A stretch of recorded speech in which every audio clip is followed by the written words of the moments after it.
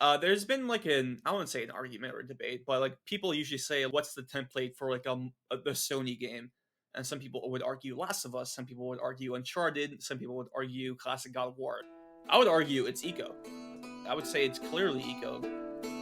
This is why you should play Ico.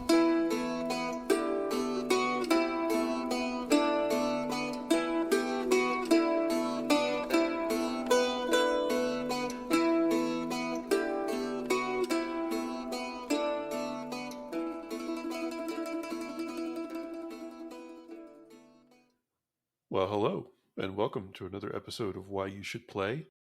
My very special guest today, I reached out to because a lot of times it's not just about the game, it's as much, if not more so, about the guest. So, my guest today plays a wide range of games. So, I wanted to kind of get an idea of hey, what games do you evangelize and advocate for that you would want to talk about on this podcast? And so one of the games that was on his list was Ico, which is the first game from appropriately named Team Ico and led by Fumito Ueda, who we will go into a little bit more in a moment. But I want to introduce today's guest. First and foremost, many people know him as the number one fan of PlayStation All Stars Battle Royale. Some people would call him the last guardian of that franchise. And we are still waiting for a PlayStation All Stars 2. By the way, we're very patient. I've dubbed him the Admiral of adaptations of video games to TV and movies. Furthermore, more specifically to adaptations, I call him the prophet of PlayStation productions. He has been known to will an adaptation or two into existence, including quite possibly a Jack and Daxter movie. He goes by RealRadec on many of his socials, including his wonderful YouTube channel, where he has gained notoriety for his coverage of the emerging and surprisingly popular and well done Twisted Metal TV show on Peacock.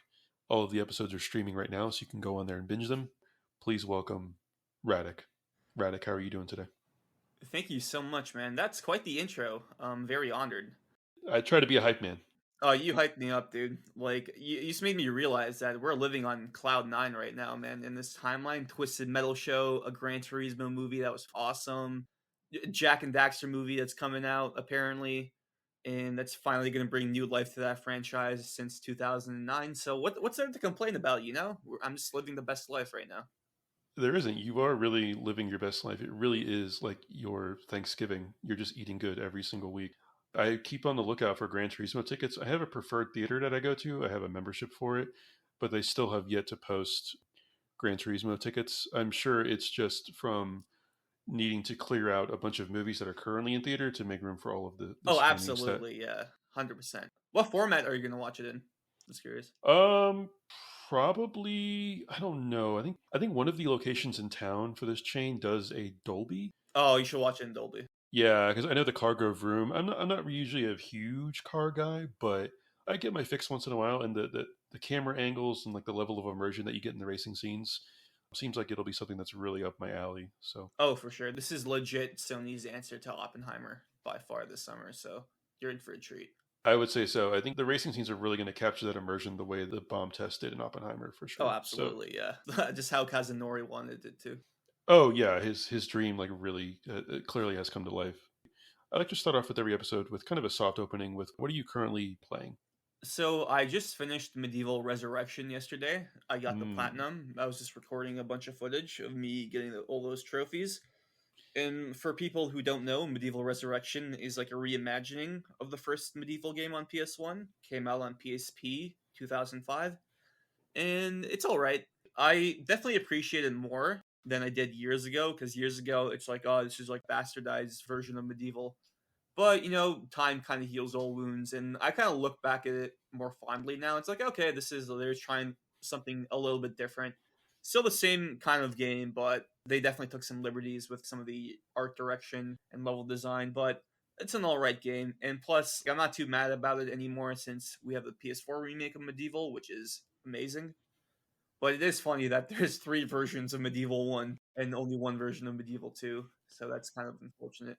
Yeah, I've mentioned this before. I would have never guessed that Medieval of all games gets glow up treatment because I fondly remembered it, but I remembered it as being a very, very niche sort of title. The version that you recently played on PSP, did it keep the same overall energy and charm of the original at least? Yeah, I would argue they made it a little bit more Tim Burton-esque, if that makes any Okay. sense. Yeah, I think so. Yeah, because they definitely changed up a little bit. It's still the kind of the same tone and British whimsical humor. Hmm. It's just in a different way. But the PS4 remake is way, way more faithful to the original game than the PSP game.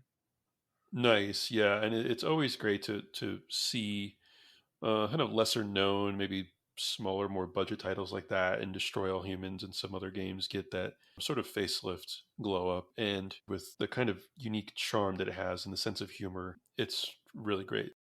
Another thing that I like to start out with every episode is with games that people really, really evangelize for on this podcast.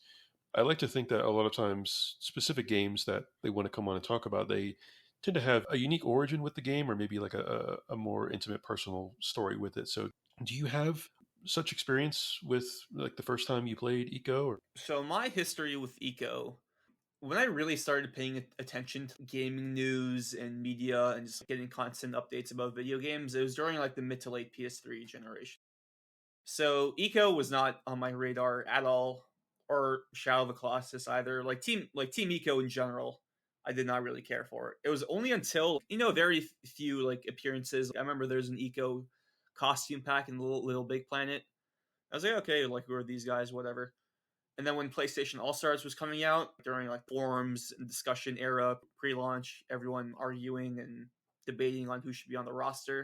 Eco got popped up a lot. I'm like, who's Eco, bro? Like this kid with horns, he looks lame. So I just did not care about that IP at all. And then I was looking at my trophies. I did pop one trophy in 2014 for Eco HD, so I must have played it via PS Now, and then I just forgot about it since then until I played the Shadow of the Colossus remake in 2018. That game blew me away. I was in awe of that game, one of my favorite games of all time. And then I started to believe the Ueda hype. I was like, okay, all right, people, I get the hype now. But that was in 2018, and I still didn't go to Last Guardian, and I still haven't played Eco. So it was only until last year in 2022 I recently got a PS3 again. I have like 256 gigabytes, so I had like an opportunity to download a ton of games for it. And I just decided, you know what? Let me buy the HD remasters on PS3 of the original Shadow of the Colossus and Eco, so I can finally play Eco. And going into Eco, I kind of knew it was going to be way less epic in scale than Shadow of the Colossus, because in Shadow of the Colossus, you're fighting these giant colossi. So I already was prepared for Eco to be like a more low key experience, and once I played it, I fell in love with it, like I did with Shadow of the Colossus remake. So that's kind of my brief history with the Eco IP. That's great to hear. And I like that you mentioned that it doesn't really achieve the scope and scale of Shadow of the Colossus because obviously it was a first game and you can see a lot of the DNA with his two subsequent games and kind of what the people have dubbed like a sort of a pseudo trilogy. Even though they're not like connected story wise or universe wise, there's a lot of DNA taken from Eco into the future games, but it still does a lot of things really, really well, despite the limitations that it has, and we'll get more into that later on in the episode. But speaking of the DNA, I wanted to give a little bit of an examination of how Eco helped inform the future titles, being Shadow of the Colossus and Last Guardian. And you did mention you've played Last Guardian as well, correct? No, no, I only played it for like Okay, 10 minutes years ago, but okay, legit earlier today I downloaded it on my PS5. okay, good. But I think Eco and Last Guardian share a lot of DNA with each other. But yeah, I would say Eco, it may not have the sense of scope and scale that the subsequent latter two games do, but it doesn't necessarily have the glaring headaches that the subsequent titles do either. So replaying it, I mean, I think we both just recently got off replaying it, like within the past. I finished within the past couple hours. Same. Yeah. Yeah, yeah. So we're literally coming fresh off of the game. So hopefully there's going to be a lot to discuss. But yeah, like I said, it's most similar to Last Guardian, but there's some Shadow of the Colossus in there as well, with the overall art style between all three games, Ico kind of set that standard with a lot of desaturated colors, but there's a really effective use of lighting. And that the use of lighting combined with like the art style and the architecture, there's still some striking visuals in Ico, even by today's standards. It's obviously not going to have like the super high res textures, etc. But with the use of the camera and the vistas and the architecture, it does make for some really um, striking visuals. So Ueda clearly was able to work around the limitations that he had to make something that I think still holds up remarkably well. And yeah, it does have the companion puzzle gameplay, which carries over to both.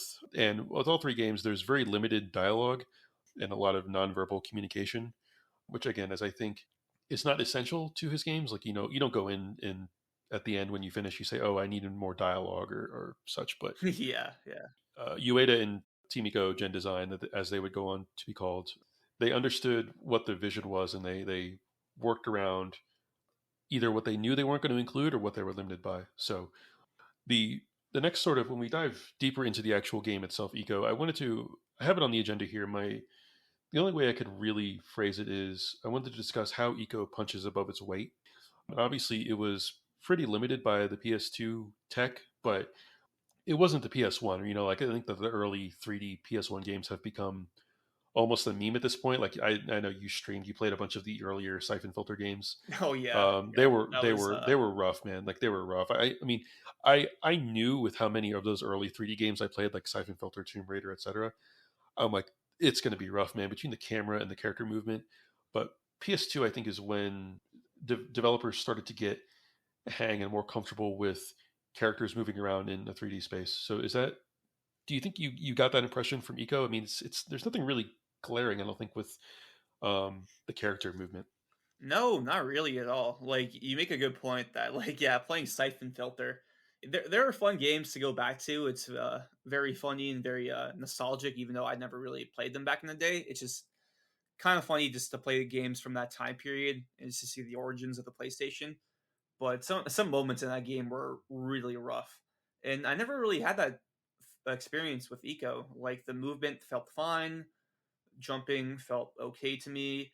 There's one section with a water wheel that you have to make like a jump while you're on like a Yes, water wheel platform. yes. And the first time I ever played that game, oh my god, it took me like 20 tries to get on there. Eventually, like I played the game like 4 or 5 times since then, mainly because it's pretty short, so it's you can just play it in like an afternoon or something. So I definitely improved my ability at that moment. But other than that, like I didn't really have any problem with like the actual movement of Eco himself, or even Yora actually. Like anytime I called her, she like came usually right away.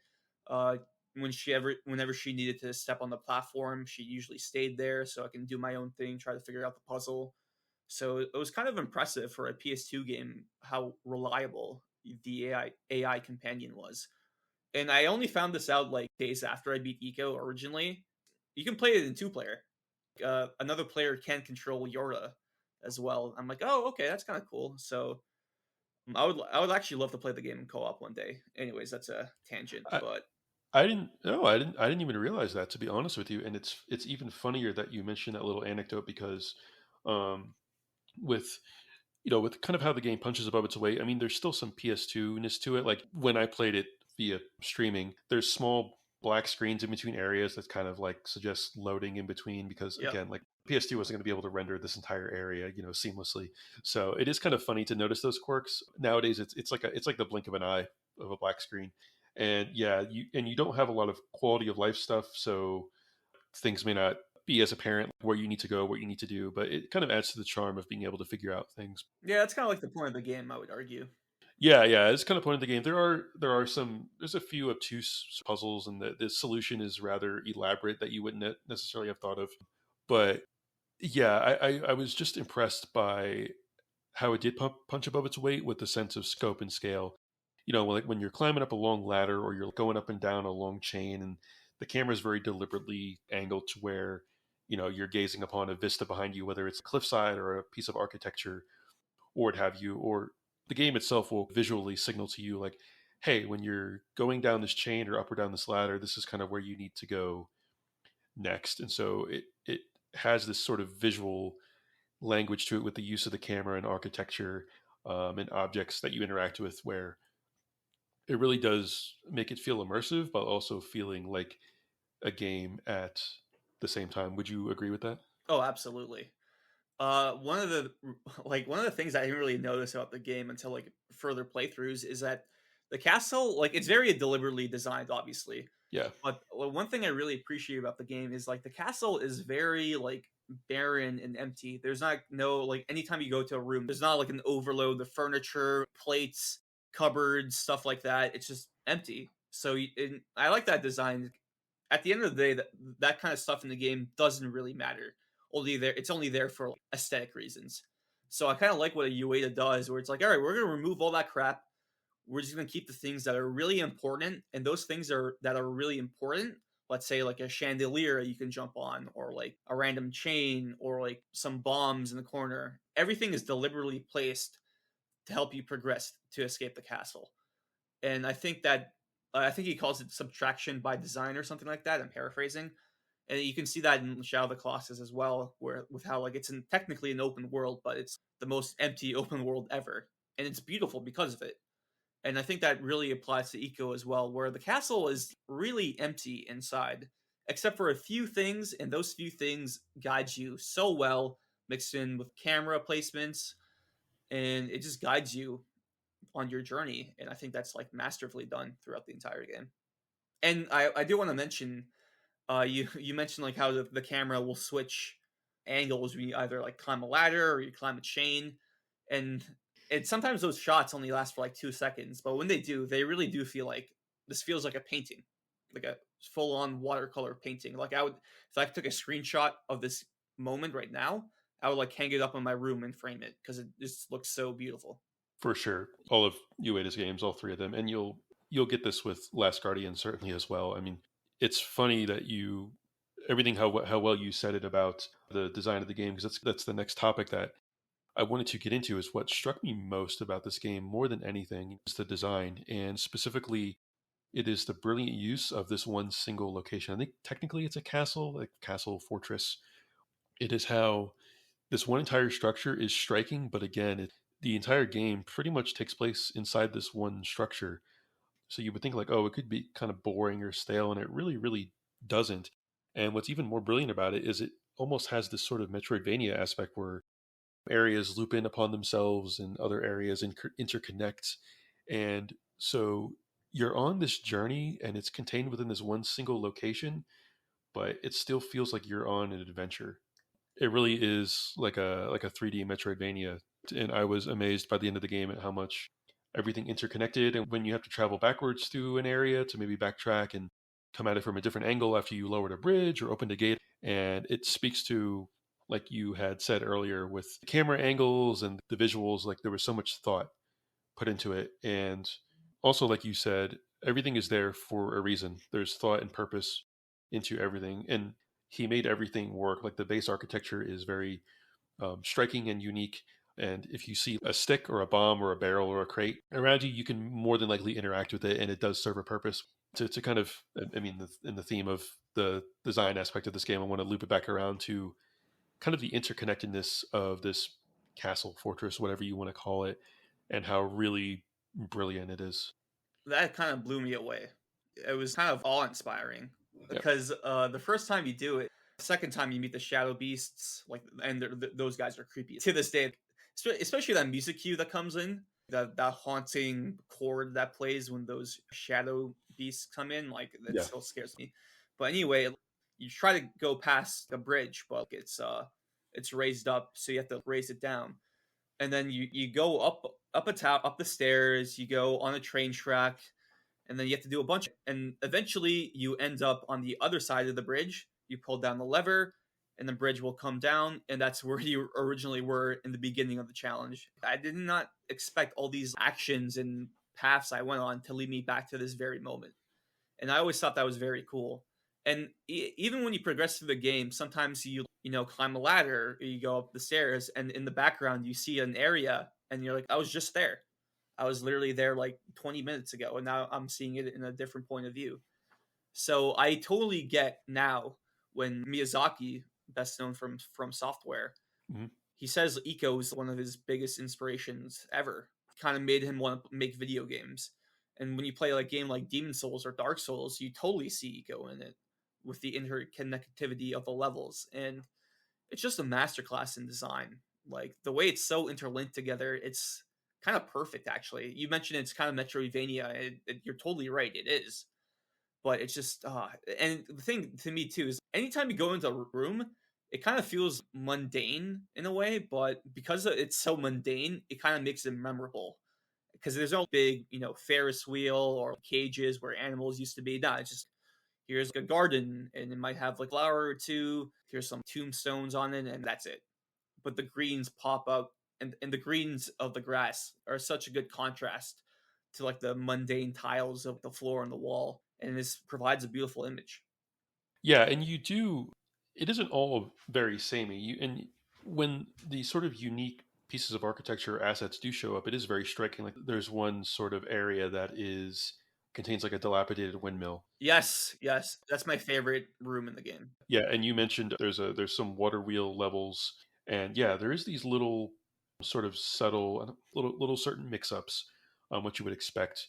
And what you said earlier stuck out to me as well with given how seemingly bland a lot of the like interior design of a lot of these spaces can be, it makes it to where when you go through them and you traverse them and you manipulate them, it makes it even more rewarding. And it's like, oh, the overall setting itself is almost a character that you're helping to form or repair or put back together by lowering a bridge or opening a gate or what have you. So it makes traversing it even more rewarding. Oh, there's secrets here and there's things to be revealed and discovered in this seemingly bland area that would seem kind of uninspired at the surface level or at first glance.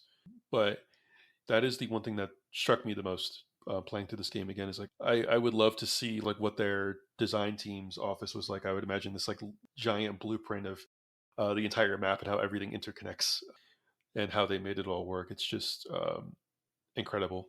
It really is. Yeah, behind the scenes, like I would be scared just designing that everything has to be perfect. Like, you change one thing and that could affect literally everything else in the game. So I know there was times when I was replaying it, I was afraid like if I jumped down a ledge or something, I would be locked out. But again, every time you go somewhere, there is a way back. You're not locked out. You won't have to like pause or restart or close out and go back to a previous save or whatever. But again, it speaks to the design, and I think it is striking. I think you could make an argument that in terms of a design philosophy, it is probably the best of the three, honestly, that I think of it. And I didn't know that little anecdote about Miyazaki. That is high praise. And I don't want to get into spoilers, but yeah, the entire area is very interconnected, and they did it so brilliantly well. But any other final thoughts? Anything else that kind of stuck out to you with the interconnectedness without spoilers? without spoilers, I'll just say that there's a reason why like people like Kojima, Enuma, Neil Druckmann, Miyazaki all credit Ico as like one of their biggest inspirations. And because like the design in this game is, I would argue, masterclass. It really is.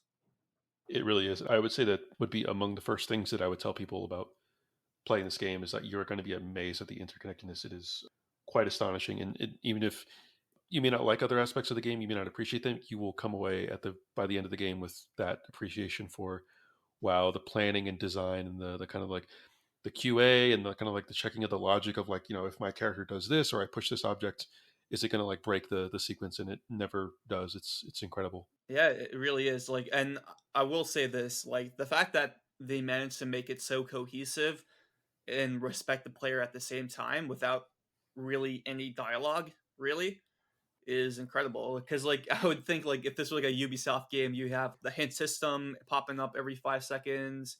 Your AI companion will be telling you what to do, or that could be like a modern Sony game. Some would argue, but I think the way they managed to pull it off back in 2001 with respect to the player, no dialogue, you gotta figure it out, man.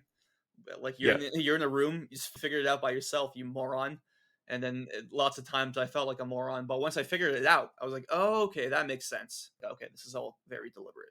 Yeah. Like I said, there's one or two puzzle solutions where I was like, that's a little bit elaborate based on kind of what I've experienced previously in the game. But again, when you figure out puzzles from seemingly mundane things like pieces of wood structures or chandeliers or chains or what have you, it is so rewarding. It's there's so many eureka moments that go off in your head. But kind of speaking of those things, my next section for the game is gameplay.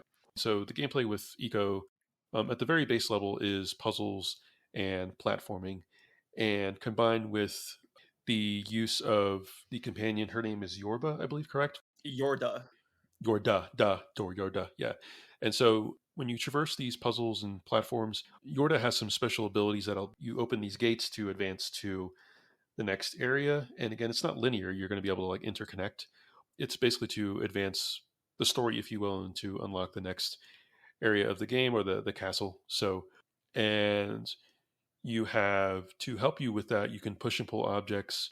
You can pick up and drop or throw bombs to blow up some obstacles. And for melee, you have the use of a stick or a sword. And since your stick is wood, you can light it and use it to light bombs or light fires to unlock special doors or to light torches or to light wood or what have you. So, in addition to that, you have combat. Like I said, the stick and the sword are melee. So, obviously, the sword is going to be more effective for melee against these spirits who are basically servants of this other individual that I won't spoil, and you can use the stick or the sword to fight them off. Very basic 2-3 hit combos with swipes of your melee weapon, sword, or stick.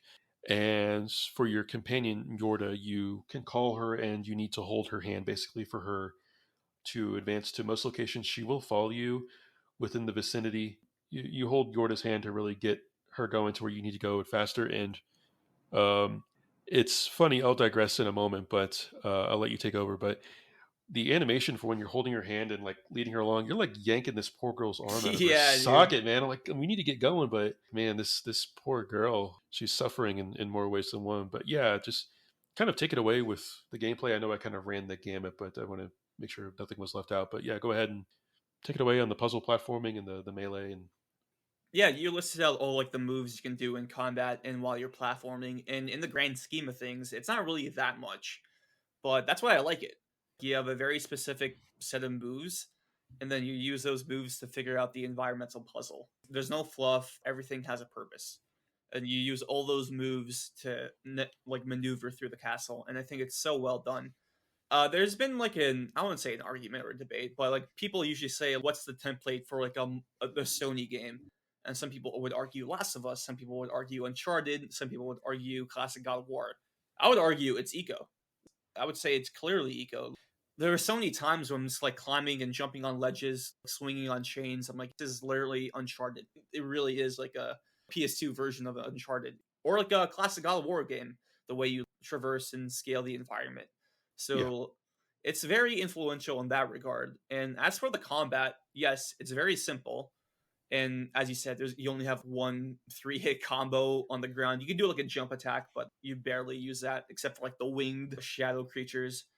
But what I like about the combat is it's not really about you in those scenarios. It's about Yorda. Because like Eco can get hit so many times, he has no health bar really. The only time Eco will die is if you jump off a cliff deliberately. Yeah, fall damage, yeah. Yeah. So throughout the combat, usually if I get hit, I'm fine. I spam all the buttons to get up as fast as possible Hmm. because I don't want Yorda to get hurt.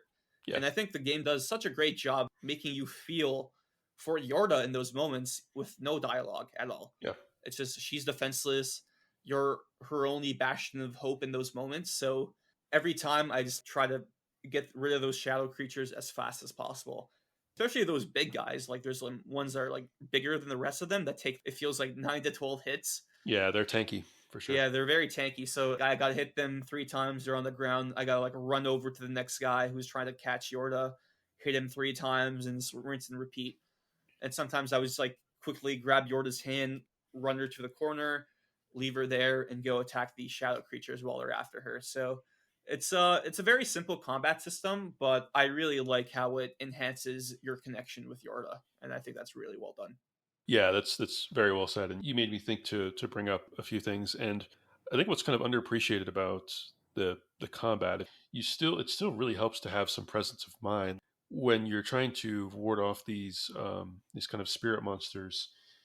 For example, it helps to stick Yorda in a corner so that she can't really be approached from multiple angles by these beasts. So you're defending kind of a limited attack angles from where these beasts are going to try to grab her. And also it helps to be mindful of, so when they do get after her and they grab her, they basically try to drag her down into these dark portals on the floor, and they're clearly identifiable. Like I said, the colors of the architecture are desaturated, so it's like a yellowish sort of gray beige, and these portals are black, so you'll be able to pick them out pretty easily. So you'll kind of have a presence of mind of when she does get grabbed and they like fly off with her, you'll kind of have an idea of where they're going to go and pull her out. And of the portals, if they do get a hold of her and try to whisk her away, and if they do become successful, it's like it's an auto death. It's basically this wave of dark energy goes out and kills you. And so we'll get into a little bit more of this, but yeah, there are subtle things with the combat and the platforming that you kind of want to have presence of mind of. That again, it's the idea of respecting the player, where you'll know your bearings, know where you are, know where like the nearest staircase or ladder is during combat, so that if Yorda does get captured, you'll know the quickest route to go retrieve her. And so yeah, it's very, very effective. And again, like the sword, again, the sword is going to be more effective, right, in combat. It's going to Yeah. take less hits to conquer these monsters. They don't tell you that, but it's like common sense, like, because of course, like why wouldn't it, Did you So get the secret weapon? I don't think I did. No, Okay. no, I didn't get the secret weapon. Okay. Yeah, and it's stuff like that. So there'll be sometimes when you complete a puzzle and you'll kind of have an inkling, like, I think some shadow beasts are going to show up here because it's been a really long time and it's been too easy right now, and I'm about to advance to another area. They're going to show up here, and there was a sword on the upper platform. So before I turn this crank or press this lever, I'm going to go grab this sword just in case there's combat. And sure enough, they'll show up, and your presence of mind will be paid off. So yeah, again, we'll go into a little bit more of that with caveats, but I guess again, without spoilers, was there anything more that you want to speak to for the puzzles and the platforming? The only time I had trouble with the platforming was that water wheel section. So Yeah, I think you know what I'm talking about. It's like literally right after you have to jump. Like if there's a platform that like jumps you higher. yeah. It's like 85% of the way into the game. It's like pretty near the end. It's like right before the very last sort of act, I would Yeah, it's say. it's definitely in the last third. Yeah. It's solidly in the last act of the game. And yeah, we'll get more into caveats there, but the it's kind of the camera angles can be a little bit of a nuisance sometimes, more so than the jumping and platforming. Yeah, I will say that climbing on some ledges or pipes, sometimes the way the camera's angled, you have to switch the input on your joystick to match it properly. And sometimes I would get confused by that. I remember one time I was climbing a ledge and I was just climbing left, and this was completely my fault. I was just climbing to the left, and then like there's no end to that ledge, right? So I assumed Ico was gonna stop, but like he just kept going, and then he just fell 2,000 feet down. I'm like, oh well, I'm sorry, buddy. Yeah, there's little subtle things that you need to kind of adjust to. Like, for example, I was doing this a little bit. For example, like, you can't jump onto ladders, like, save yourself some time. You have to mostly just walk up to them, and it'll like auto cling to the ladder, and you have to walk up to it. And I don't think you can jump up the ladders. Like in a lot of modern traversal games, you go quicker, but you have to pretty manually go up and down ladders. I think when you go down, you can press X to drop down and cling to it, so to save yourself some time. Yeah, I think we kind of ran through the platforming and combat. Kind of the next section that I want to get into is caveats. The spirit of this podcast is being like optimistic and evangelizing and advocating for a game, but there are little quirks about this game that's, again, I think in the grand scheme of all three games, I think this actually has by far the fewest glaring issues for Eco. The biggest caveat that I have is, man, the checkpoints can be kind of rough sometimes. Like, Oh yes. there was times where the interconnectedness is kind of long and drawn out, and you feel like, man, I think I'm kind of halfway through this puzzle. I'm going to go back to the bench and save really quick. And part of the caveat is that is like, when you want to save, you have to have Yorda with you. She has to be there with you to save. And I think that's kind of a nice touch to the game. It makes it more sentimental and bonding. It's like you need her by your side in order to log your progress. If you're just there at the bench by yourself, it's not complete. Like, he literally won't even. I don't think he'll even sit down if No, Yorda he is won't. not He won't. Yeah. with him. So I think that's a nice storytelling gameplay touch, and another aspect of where you need to have presence of mind. But yeah, that's probably the only genuine issue I have with the game.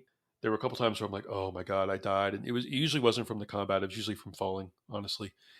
And so when I'm falling, it's from a really high height, and it's because I traversed a long way away from a save point.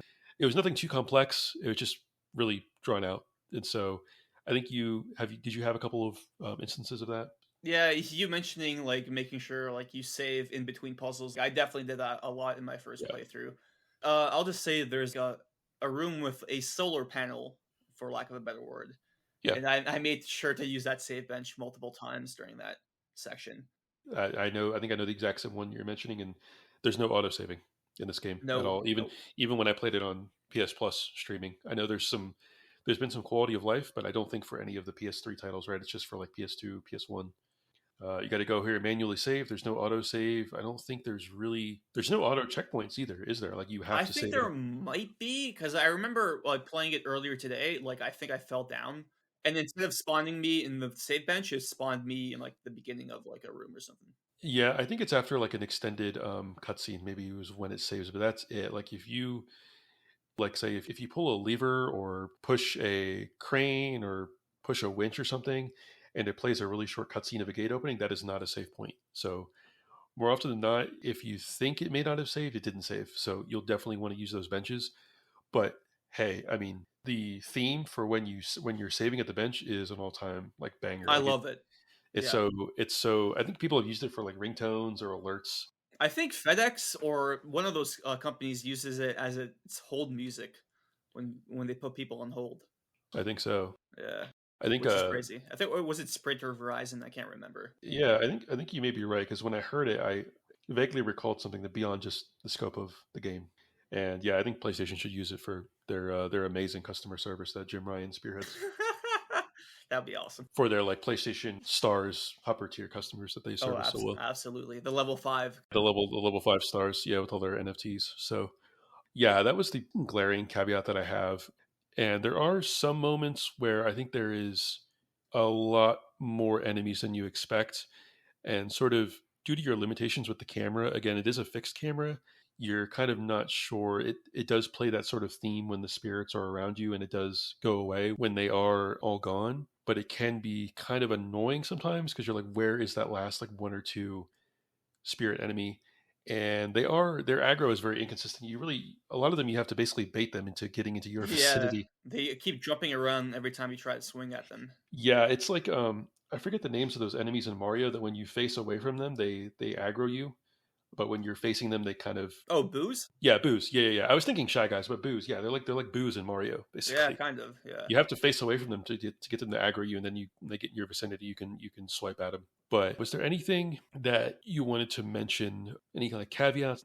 Not really, honestly, because we do mention like we mentioned some wonky camera issues and maybe like the occasional wonky platforming solution or a sequence, but I really think this game is kind of perfectly designed, man. Like it really is. The only caveat I would say is maybe like since this is a 2001 game, don't go in expecting like the most high-end visual fidelity or graphics because the game does look like on the graphical fidelity level, it does look pretty dated, but Yeah, the art direction and art style, I would argue, make up for it like absolutely because it looks kind of like a watercolor painting. So, I mean, yeah. someone described it like that to me once. That always stuck with me. It's like, oh yeah, it really does. So I think Eco is like one of an almost perfect game. Like no game is obviously perfect, but if I had to nominate one game to be perfect, it would probably be Eco. You mentioned the camera angle too, and I don't know if I specified this, but sometimes I think you did on some jumps, but sometimes the depth perception can be wonky. So it's kind of like when you're hanging from a chain or you're on a ledge and you're like, man, I'm not sure if I can make that jump or not, just due to the depth perception and the camera angle. Combine that with, oh man, if I miss this jump or I mess this up, it's a long way back from the last time I saved at Oh a yeah, bench. oh So yeah. it can be kind of stressful, but it is pretty generous with grabbing ledges. You auto grab ledges, you don't need to time a button press or anything. No. Oh, and there is one jumping thing when you activate this sort of pillar that goes up and down. You have to time your jump. You'll know it when you get to it. It's like it's a very, very unique puzzle, but you basically have to hold down the jump button as kind of like charging up your jump. And then when the pillar Yep. fires That's back right up to before the its. water wheel. Yep. It was kind of things. I think a special guest designer jumped in and had a little fun that day, being sadistic. But no, there are those 2 or 3 instances where they kind of push the platforming and the puzzles to like approach their limit. I wouldn't say certainly not doesn't break the game, but kind of pushes it to its limit. But that's pretty much it. I mean, I was shocked. So, Yeah, for sure. I will say about that pillar jump. Like I did platinum this game, and one of the trophies is beat the game in under 2 hours, right? oh, Yeah, oh and boy, like the timing has to be tight, very tight. So like when I got to that part, I'm like, oh my god, man, am I going to spend like 5 minutes on this thing? And luckily, I got it on like the third or fourth try, and I thank God for that. the camera in that one too. The camera is tighter because you're in an interior and you're in kind of tucked away into like a side pocket. And when you fire up when you get the maximum elevation, it kind of goes out of the range of the camera's view, so you're not quite sure for a second if you got it. But then the camera catches up, and you're like, "Oh, thank God, I was able to grab the ledge." Yeah, yeah. So, yeah, it's just little quirks from playing so many like 3D puzzle games that you kind of learn what they want you to do. So, the next section that I've kind of introduced recently is any final thoughts that are maybe tangential to the actual game itself. The one thing I will say for this game, and you've platinumed it, so I'm sure you've done it already, but you want to stay all the way through the credits. Yep. There is a very good emotional payoff. Part of it did remind me of a specific game, and I did have a chuckle about that. It's not any of this game's fault. It's from a game that is decades after. And I'll tell you about it after we're done recording. It cracked me up. But when you stay through the credits, the only thing I'll say is keep running to the left. You want to go so far left that it's going to make Lennon and Marx blush. So just keep going, just keep going left. And the last 2 things, considering my guest, I would be remiss if I didn't address these. Number one is, what would you think of a remake of this game? I'm so glad you asked that because that was literally going to be my final thought. Is like I'm kind of shocked that this game did not get a remake alongside Shadow of the Colossus. I get Shadow of the Yeah. Colossus is a more popular game, Oh more man, more that yeah, that Blue Point treatment is it's remarkable. yeah, remarkable. One of the best remakes of all time. And Yep. Shadow of the Colossus on its own is like a more marketable game, I would argue. Yeah. Ico, I'm kind of disappointed that they didn't remake Ico alongside that Shadow of the Colossus remake because it definitely deserves it just as much. And I would argue, like Shadow of the Colossus, I mean, Ico is just as influential as Shadow of the Colossus. It deserves that treatment. The only thing, well, not the only reason, probably one of the only reasons why they haven't remade it yet is probably the cost of development for it would be high, obviously, but Yeah. probably not that high compared to other titles. But the thing is, it would cost like $50 minimum, right?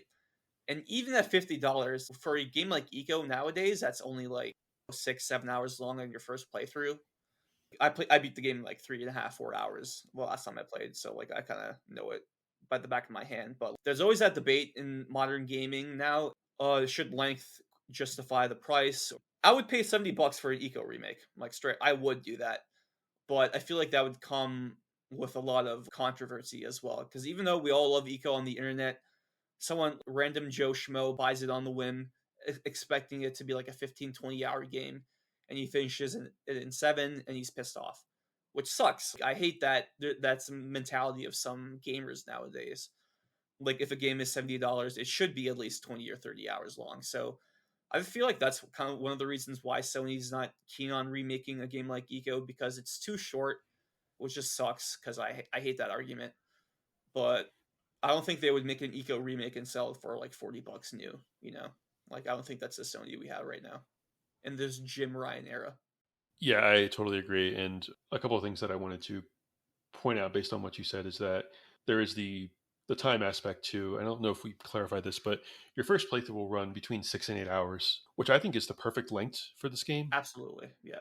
It's not too long. It's not too short. You feel really fully satisfied by the end. Everything that you explored and all the moments that you experienced throughout the game. And the other aspect is when you talked about the marketability of this game, it's the relatively short length combined with it doesn't have like the combat of a God of War, or like you're not shooting guns like you would in like Last of Us or Or even the scale of Shadow of the Colossus, you know? no, it doesn't. It doesn't have. Yeah, you can't plaster a giant colossus on the cover Yeah. of this game necessarily.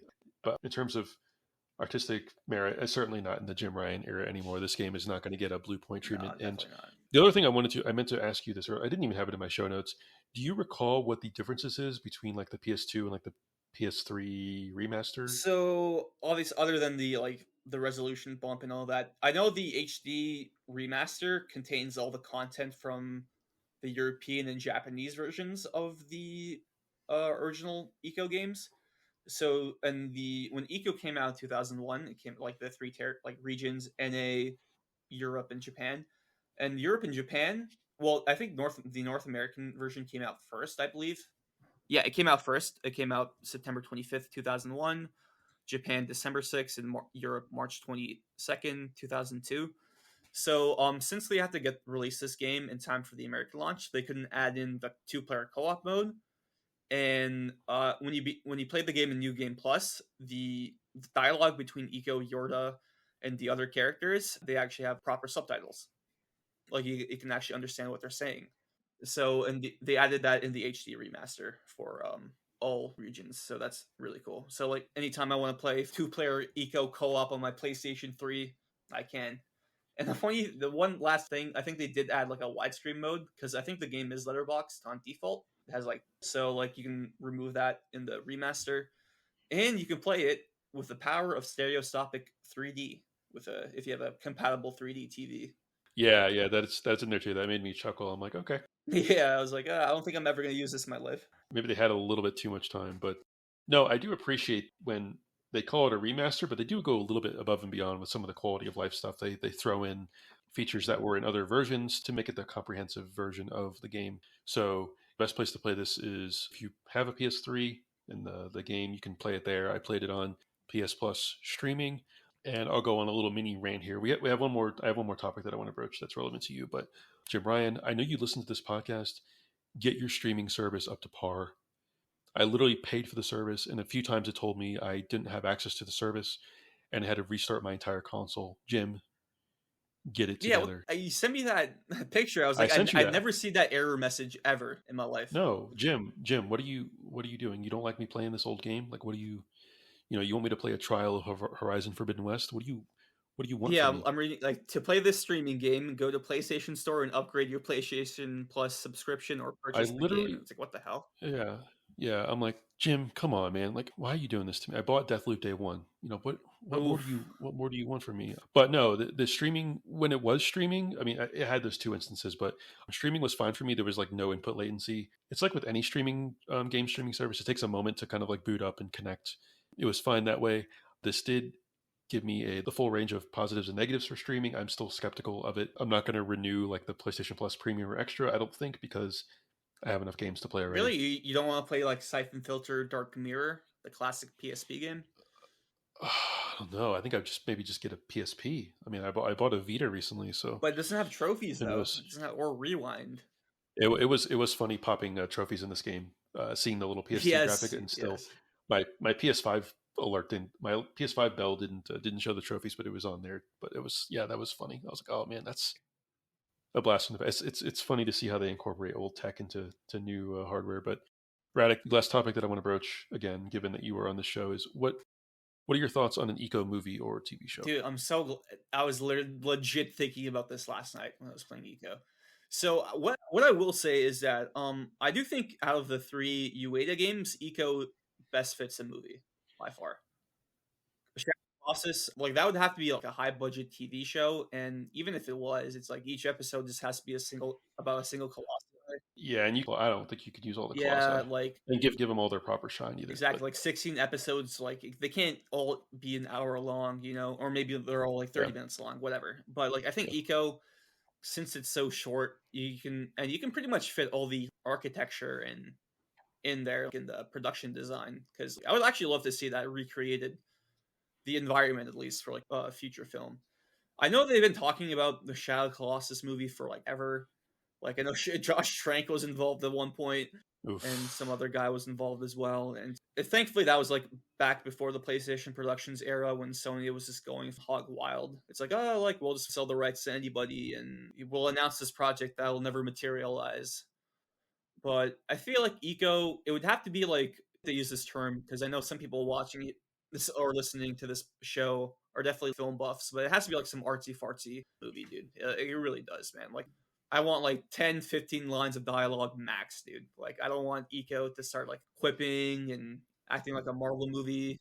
Yeah, we don't want a Joss Whedon Eco movie. No, definitely not. Like a Terrence Malick Eco movie would be fun. But honestly, you haven't played Last Guardian yet. I think when you play Last Guardian, I think you'll decide that that one has the best possibility of a movie adaptation because it's relatively linear. There's more of like a sense of being on a journey from location to location, and also the bird dog is really marketable. Oh yeah, absolutely.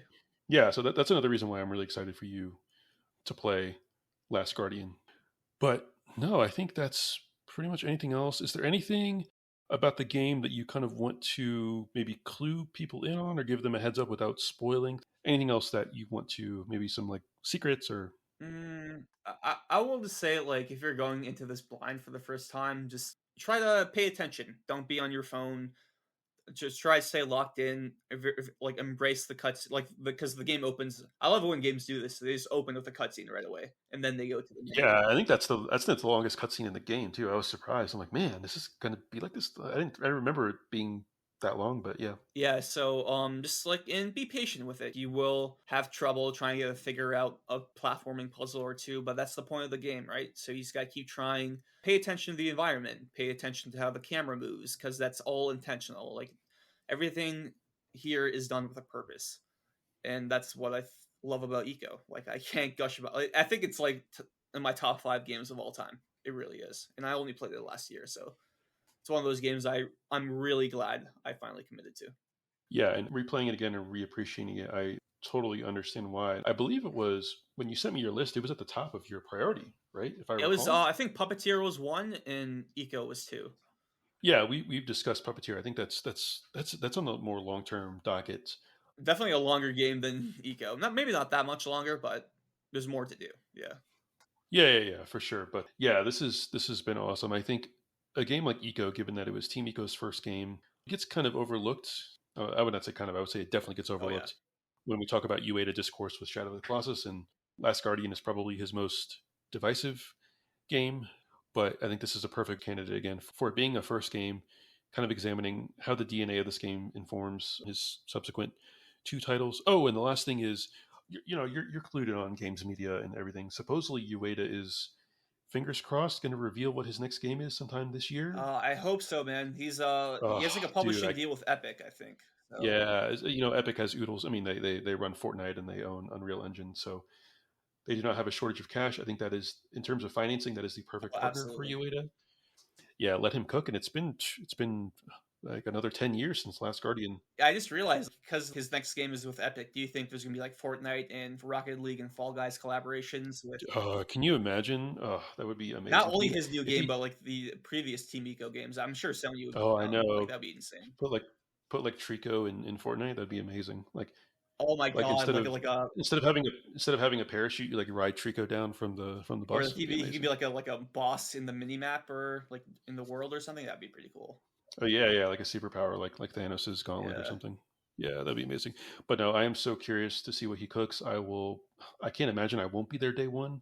I think at the very least I'll buy day one full price, depending on what other games I'm playing. If I don't play it right away, I will support that man, despite my reservations about Epic. But yeah, fingers crossed he shows us what he's working on this year. And again, I mentioned this. I'm so excited for you to play Last Guardian. The sooner you said you had it downloaded, so you'll get to it soon. Yeah. You'll definitely have to let me know what you think. And yeah, we don't really have anything else. We covered everything about this game. Yeah, it just makes me sad when I think about it because Eco 2001, Shadow of the Colossus 2005, Last Guardian 2016. So 11-year gap between two of those games, and it just makes me sad. It's like, oh man, I wish Last Guardian came out in like 2010, so we had the opportunities to have even more Ueda games with Sony money involved with them. So, at least Last Guardian came out, right? So Yeah, and that's another thing. If nothing else, this was kind of the beginning of what is now a relic, not just in terms of Team Ico, but Studio Japan. yeah, Like it's, for all intents and purposes, it's done. I know you've lamented it. I've lamented it. Other very well cultured intellectuals who play video games have lamented it as well. Others who are lesser seem to not have an issue with that. But I think when we talk about games as art, as higher art, it is a relic. it sucks because Sony, like, I would argue that that's what kind of made Sony special in a way. Were those games big sellers? No. But they, for the hardcore PlayStation fans, it really elevated the brand. It made it unique from its counterparts. That era of not just games like Ico and Shadow of the Colossus, but like Journey and Puppeteer and Patapon. Like, oh man, it just, that Japanese side and indie slash artsy side is gone now, and it sucks. Like it's just a bummer. It really is. And especially in the case with Shadow of the Colossus and Last Guardian, it's very games with much more artistic merit, I believe, that had a proper like AAA budget Oh, behind absolutely. them. Like I would love more games like that from Sony, man. Like I love like the modern Sony games too, don't get me wrong, but like Yeah, I did too. there's a reason why Ico and Shadow both, yeah, like Shadow the remake. There's a reason why those games stick out to me in my memory way more than a game like Horizon. And you said how they kind of defined that era of Sony, and not just in terms of Sony's offerings, but we don't get games like Shadow of the Colossus and Last Guardian, No. and I applaud devs' restraint to not even attempt to do games like those because they're not going to do them as well. The fact that no one's even attempted to do a Shadow of the Colossus, or really, I don't think that I can think of, is a testament to the achievement that that game is. Yeah, And there was that Prayer of the Gods game that just came and went, I think. yeah, but Last Guardian as well. I hope you'll get the sense that like they're not going to make this kind of companion puzzle platforming game with this kind of scope and scale and budget again. Yeah. But Like if they shut down Pixel Opus, like there's no hope, you know. yeah, there's no hope. But we do have these games. They thankfully are pretty readily available for us to play on modern consoles, so we still have them. And like we discussed, Eco still holds up almost, geez, 25 years later, as if I don't feel old enough. Yeah, But you're right, man. It's like 20, yeah, 22 years. it still holds up. What, four console generations later? It's insane. Yeah. Like how many games can claim that? But yeah, please play this game. If nothing else, to admire at the overall design. I know you're wrapping up right now, but I have to ask you, have you seen the original North American box art for Eco compared to the European I box have art? not. Oh my god. You have to look this up, man. It's like Yeah, send it to me. Maybe I'll consider it for the it's thumbnail. the prime example of how do not judge a video game box art by its cover, because that's literally one of the worst box arts of all time. It's one of the reasons why the game bombed in North America. Oh yeah, first impression. I didn't have the Colossus to plaster on the cover, but yeah, you'll have to send that to me. Thank you so much, Radec. You will definitely be a return guest eventually in the future. Thank you to everyone else, and we will see you next time. Bye bye.